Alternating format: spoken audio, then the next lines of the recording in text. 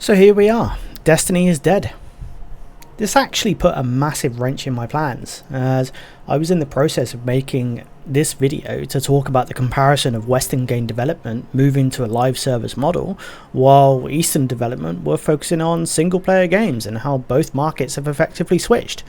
And in this video I was going to talk about the successes of both Fortnite and Destiny as an example of live service done pretty well over a long period of time. And while that's still true, it's a shame that this has happened to Bungie, especially as Marathon doesn't seem to be heading down a good road either. For those who don't know me, the end of Destiny is a very sad thing. It's something I played for many years.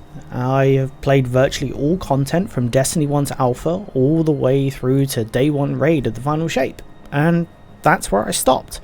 It felt like the right time to end my time with the game, as I had gotten older, had a child, got a career, so I just had less time to focus on seasonal content and the inevitable FOMO that came with it.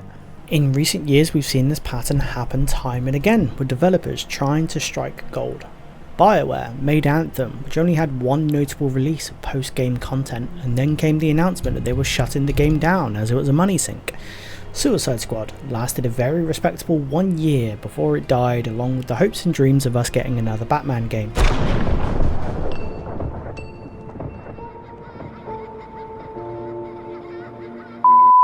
Sony made Concord, which was ultimately shut down after 12 days. Again with Hideguard, made by Wildfire Studios after just 45 days. Along with the mass layoffs over at Epic Games due to the unsustainability of all the license costs that come with that game, this was only bound to happen. Now, outside of MMOs, we have Division 2 as the last standout example of a successful live service game still pushing out new content. Of course, we also have Marvel Rivals and Overwatch, which has a very rocky history. I just don't think live service games are sustainable. So let's look at what's happening. While Western games are struggling in today's market, Eastern developers are coming up with absolute bangers of video games, and I think Western developers should start following in this example, instead of just chasing the endless monetization of live service. Where does that leave us?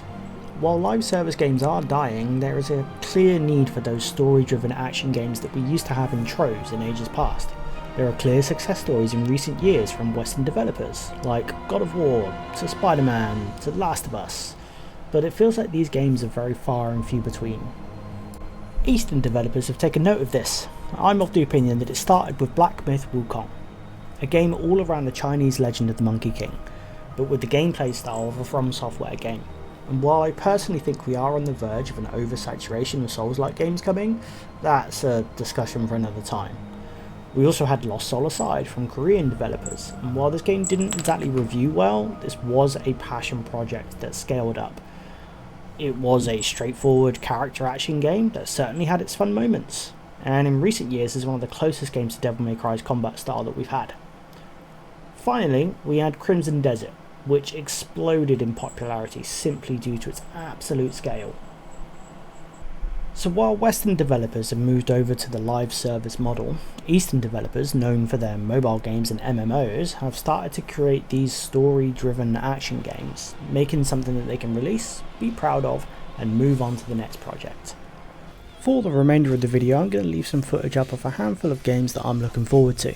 If you've enjoyed this content and you've made it this far, I would really appreciate it if you liked and subscribed, and sound off in the comments. What are some of your favourite memories from Destiny or any other live service game that I've mentioned? Or leave a comment saying what game that you're most excited for that isn't called GTA 6.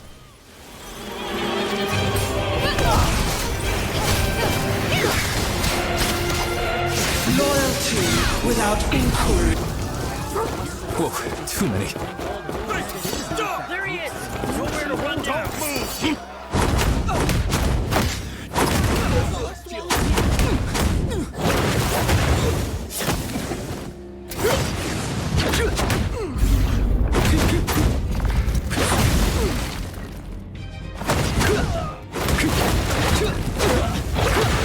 Have a taste of my ass!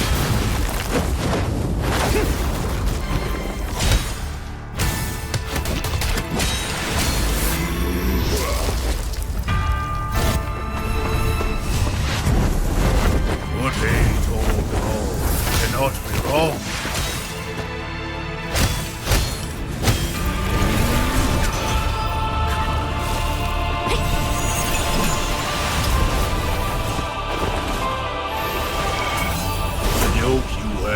cut steeper than